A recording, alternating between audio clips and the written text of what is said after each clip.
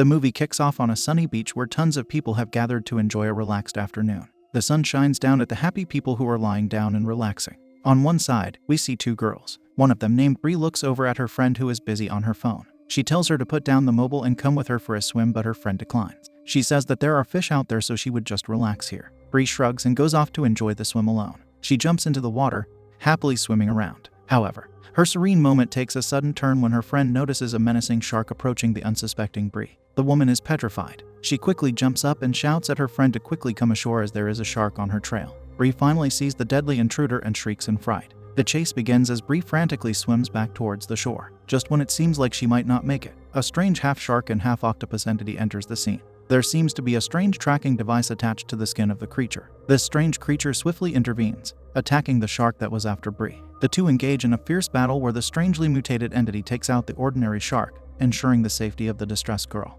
After taking out the threat, the strange creature goes away. Bree finally emerges from the water and hugs her terrified friend. They both turn around looking at the shark who now has disappeared. The scene cuts to blue water, a base commissioned by the U.S. Navy. We see the commander arrive and greet geneticist Nathan Sands. The U.S. Navy has commissioned geneticist Nathan Sands and his daughter Nicole to craft a cutting-edge weapon, resulting in the birth of Sharktopus S11. It is an intelligent shark with octopus tentacle, controlled by electromagnetic pulses through a device affixed to its head. They arrive near a screen where the commander sees video of how the Sharktopus saved a girl, moments earlier, from a shark attack. They tell the commander that they have implanted a special device within the creature which grants the Sands team control over this genetically mutated creature. Seeing this, the commander is awed and they control the Sharktopus to come near their base. On the way, the creature comes across two men on a boat. Before Nicole can change the creature's course, the commander orders them to not do that and follow the men. Despite Natalie's insistence that they need to still test the controlling device more, the commander remains unconvinced. He says that the Navy is paying hundreds of dollars to find this project, thus they need to show their performance.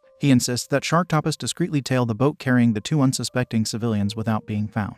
Nicole unwillingly follows the order. Initially, everything appears normal as the creature shadows the ship. However, in an unexpected turn of events, chaos erupts when the ship hits the Sharktopus, releasing the control machine attached to it. The creature stops responding to commands. The remaining leash is pulled away by Sharktopus and he is finally free of following orders. Nicole, terrified, decides to activate the kill switch, but it is all in vain. The situation quickly spirals out of control, leaving the $1 million genetically engineered weapon now on the loose, posing a potential threat to both the civilians and anyone in its path. As Sharktopus roams freely, its attacks on unsuspecting individuals begin. The first victims are two innocent men who have just taken a little break from painting a ship. The two are talking about what would be the worst way to perish when the Grim Reaper comes knocking. One deadly tentacle attacks the poor men one by one, making their worst nightmares come true. In the meantime, Professor Sands and his team find themselves on a mission to trace the creature's path. They trace its direction going south, leading them to Mexico. Hearing this, the commander whips around to leave. When Professor Sands calls out to him, he angrily snaps at the man, telling him how he has unleashed an 8-legged, man-eating shark on the world like it wasn't him who ordered them to act rashly. Professor Sands, however, looks strangely calm. He calls this incident a minor setback. The angry commander threatens him, stating that until he brings back S11, all their funding will be stopped, and if he fails to do so, he will be facing dire consequences. The team now has to go down to Mexico in order to catch Sharktopus. After a day's journey, they arrive in Mexico where they receive ghost signals from the S11, but they are unable to pinpoint its exact location. The researcher tells the professor that Sharktopus is staying in the coastal waters for some reason, to which the professor comments that it is a migratory instinct. He further adds that the creature would feed along the coast for a few days before moving on, like it is the most normal thing in the world. After arriving at the place of stay, Santos approaches the professor, telling him that they need to get the expertise of the renowned shark hunter, Andy Flynn, in their quest to locate Sharktopus. This proposition irritates Professor Sands, who had previously fired Flynn when he requested a salary increase. Santos agrees that he is indeed a greedy man, but they need Flynn's skills for the task at hand. He is down here in Mexico and he knows these waters better than anyone else. Moreover, he also knows what they are up against. Finally, the reluctant decision is made to seek out Andy Flynn in order to tackle the growing threat posed by the deadly Sharktopus. After an exhaustive search, Santos finally manages to locate Andy in a hotel. He seems to be having fun with two beautiful ladies in the pool. After greeting each other, Santos asks Andy to come back on board with Blue Water, but the latter is unwilling. He tells Santos that since the professor wouldn't pay him what he is worth, he would not waste his time with them. Just then, Santos tells him that S11 escaped, startling Andy. In the meantime, back on the beach, a girl is using a metal detector to look around. She is creepily followed by an old geezer who watches her as she stumbles upon a treasure. She eagerly picks up the gold medal and observes it, unaware of the menacing entity that is approaching her from behind. The Sharktopus attacks the girl and drags her into the water. The indifferent old man standing near watches her being literally devoured by the monster but refuses to help. After the girl is gone for good, he approaches the treasure that she found, smiles and takes it for himself. Back at the other side, Andy finally joins the mission to capture Sharktopus. The professor makes sure to tell him that instead of eliminating the creature, they have to capture it alive since it can be controlled. Nicole shows him the darts that they would need to put in the S11 in order to control it. First, they need to tranquilize the creature. Then he will come to the surface of the water, making it easy for them to hit him with the interface dart using a grenade launcher, increasing the accuracy. Once they establish a link, then it will be easy to direct the S11 movements and direct it towards the open waters where the techs on their yacht would be able to fix the interface. After the explanation, the professor asks if he is game. Andy agrees to join their team, only if they pay him 300 grand for the job. The professor mocks him for a while and then, without any other choice, agrees to pay him for the job. Although Andy has agreed to get the creature alive, he is of the view that they should just take it out and be done with it. Meanwhile, on the other side, we see an investigative reporter named Stacy and her cameraman, Bones, arrive at the beach. They meet up with a man named Pez who seems to have sent a picture of Sharktopus to their station a few days back. The man tries to play it off as a joke, but the two don't let him off the hook. Stacy accuses him of lying. With no other choice left, he tells them how he wished he had never crossed paths with that creature. He says that he still can't take out his boat to the water for fear that the Sharktopus might come after him. The woman then offers him money in return for a favor. Just then, back outside the beach, we see a couple jogging. The woman looks rather scared when the men suggest that they go bungee jumping. She is afraid of heights, but after the man entices her with the prospect of going to the spa afterwards, she agrees. They arrive at the place, and after the first jump, the woman gets the hang of it and wants to do it again. Regrettably, their seemingly exciting adventure takes a grim turn when the Sharktopus arrives. The menacing creature attacks the woman during her second jump and devours her, turning the joyous occasion into a nightmare. The relentless attacks of Sharktopus cast a shadow over what was supposed to be an enjoyable day for those who cross its path. Back at the shipyard, we see the Blue Water team. Nicole is working on her computer when Andy approaches her and tries to flirt. However, the woman pays no attention to his advances. On the other hand, a radio host gets news about the Sharktopus being seen.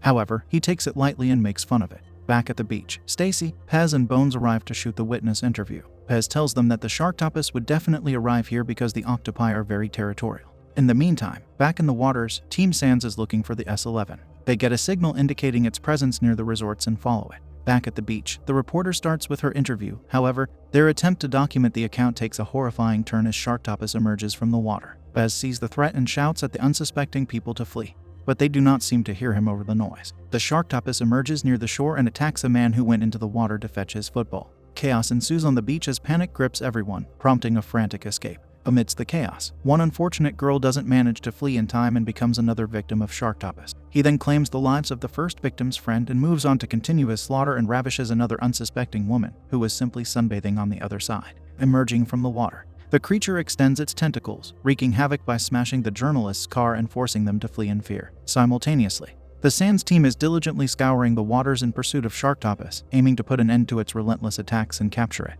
They try to follow the signal, which is lost once more. Despite the imminent danger with a genetically altered shark on the loose, the team decides to stay calm and think. Just then, they discover a floating corpse with abrasions on his body, probably caused by the tentacle. Nearby, they see underwater caves. Nicole tells them that the octopi like big rocks, thus, the S11 might be there. Back on the ship, the professor gets to know of the recent breaking news regarding the Sharktopus. Before he can relax, he gets a call from the commander. On the other hand, Andy comes ashore with Nikolai asking what they did to the S11 that it is slaughtering so many random people. She tells him that they don't know, but Andy is suspicious of the professor. The reporter's team uncovers a pattern in the Sharktopus attacks. The creature seems to be heading south, thus, they decide to pursue it, hoping they would get some more footage. The Sands team arrives near the caves and decide to go check underwater. It seems like a daring move considering the circumstances. Back at the ship, the professor attends the call and it turns out that the Navy did ask him to create a murder machine as Andy suspected. Back at the underwater caves, as the team explores, the Sharktopus strikes, devouring everyone accompanying Andy. In a desperate attempt to defend himself,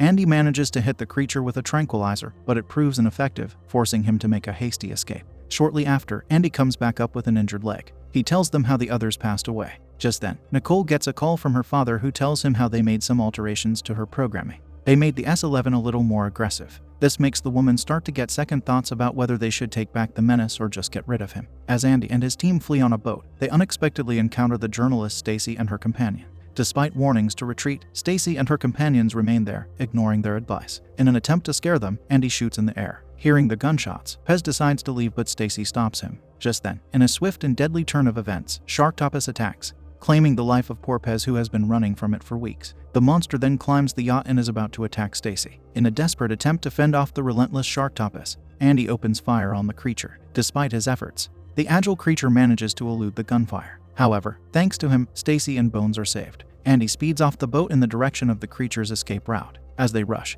Andy asks Santos to take the helm while he prepares to take a shot at the creature. He aims and shoots, but the slimy creature manages to elude his shot and disappears into the waters. Back at the beach, a group of friends are enjoying jet ski racing. They race around a ship, disturbing the poor man who is trying to fish. After disturbing the man for a while, they ride off into the distance where one of them feels his jet ski acting funny. Before long, the machine stops and he floats on the surface of the water. All of a sudden, he is attacked by the Sharktopus, who continues its ruthless rampage, devouring everything in its path. The poor man's other two friends are next as the monster devours them one by one. All of this is witnessed by the couple who are aboard a ship nearby. Back at the team site, Nicole apologizes to Andy, confessing how horrible she has been and how he does not deserve to be treated likewise. Andy is delighted to hear this. Back at a restaurant, Stacy persuades an unwilling Bones to accompany her on her mission to find out more about the Sharktopus. It is truly frightening how this woman almost feels nothing. The Porpez was slaughtered right in front of her eyes. The huge monster was even a few seconds away to taking her life, yet here she is, still as motivated as ever. Back at the boat, Nicole tells Andy about how her father altered the S11 neural implants,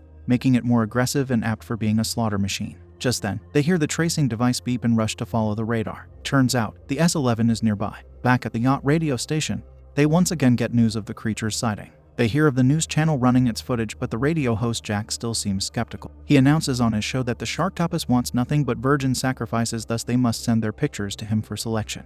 After making this joke, he goes out to get some fresh air. The woman follows suit. There, he tries to calm the girl down by claiming that there is no such thing as a Sharktopus. However, just as he says this, the creature emerges behind him and takes him out. Back at the ocean, we see the same couple who witnessed the group of friends getting devoured by the Sharktopus. Despite the harrowing events, they have not gone away to seek refuge. All these people are either too brave or just too dumb. The woman expresses how she wants to go away, but her stubborn husband tells her that unless he hooks a fish, he won't be returning. On the other boat, Andy deliberately spills blood in the sea to grab Sharktopus' attention. Back at the couple's side, the man's hook finally catches a fish. He pranks her wife, pretending it to be heavy. As they laugh, their ship is suddenly attacked by the terrifying entity. The two jump into the water and are shortly after slaughtered by the creature. Meanwhile, Andy is still dumping blood and fish guts into the water when they come across the wrecked ship. The tracker on the laptop shows the S11 coming towards them, but it soon goes off the grid, vanishing once more. As they remain on the lookout, all of a sudden, the Sharktopus appears and claims another victim, this time none other than Santos.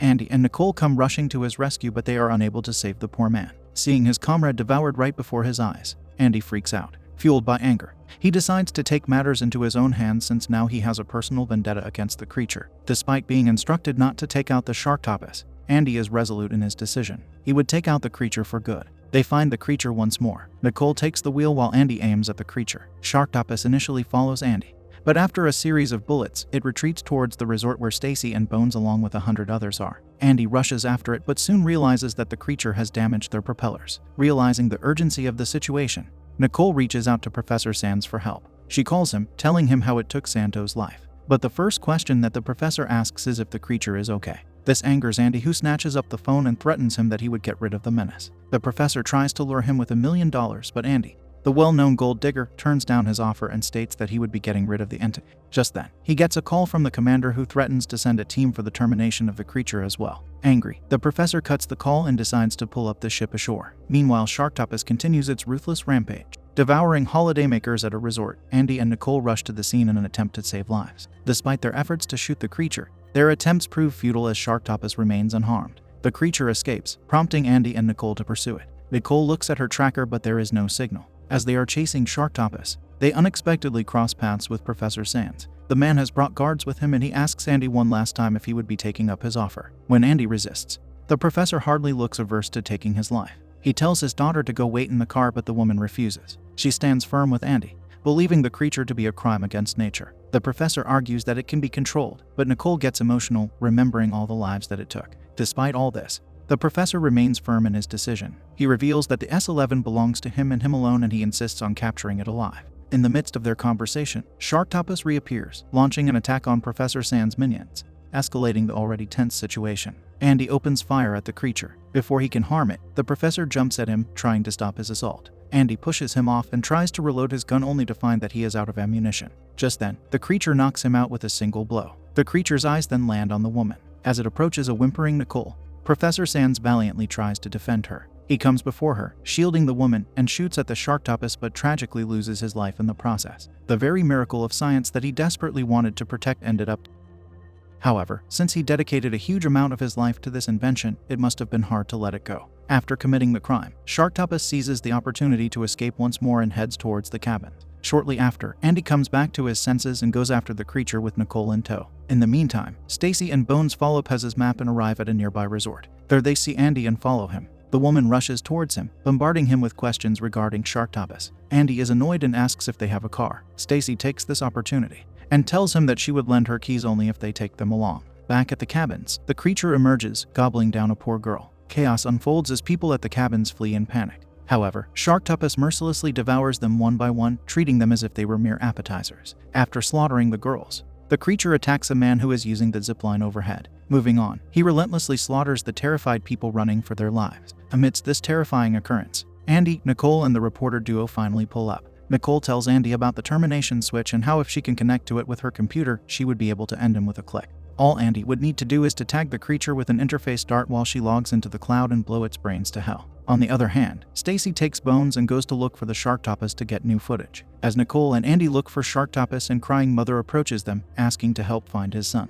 Andy looks around and finally sees the boy. He rescues the boy and brings him back. Then he decides to go lure in the Sharktopus towards Nicole, after plunging the interface dart in him. On the other hand, in a grim turn of events, the cameraman is attacked by the creature. Stacy finds his bloody camera lying around and grabs it. Before she can flee, the creature emerges before her and without sparing her a moment, attacks her. Stacy finally loses her life at the hands of her once-in-a-lifetime story. In a desperate bid to eliminate the menacing Sharktopus, Andy finally sees it and sneaks up on it. He takes aim and successfully manages to shoot the interface dart into the creature's head. He then throws away his gun and fights off the monster with a spear he finds nearby. Despite his best efforts, Andy struggles to land a fatal blow, and the situation becomes dire as Sharktopus closes in on him. He strategically lures in the monster near Nicole. Just when it seems like all hope is lost, Nicole steps in and activates the remote device in the nick of time. A resounding blast erupts as the monster's brains blow out, signaling the end of the genetically mutated monster's reign of terror. The movie finally ends with a blood-spattered Andy laughing and embracing Nicole as the world is finally free from the clutches of the fearsome Sharktopus.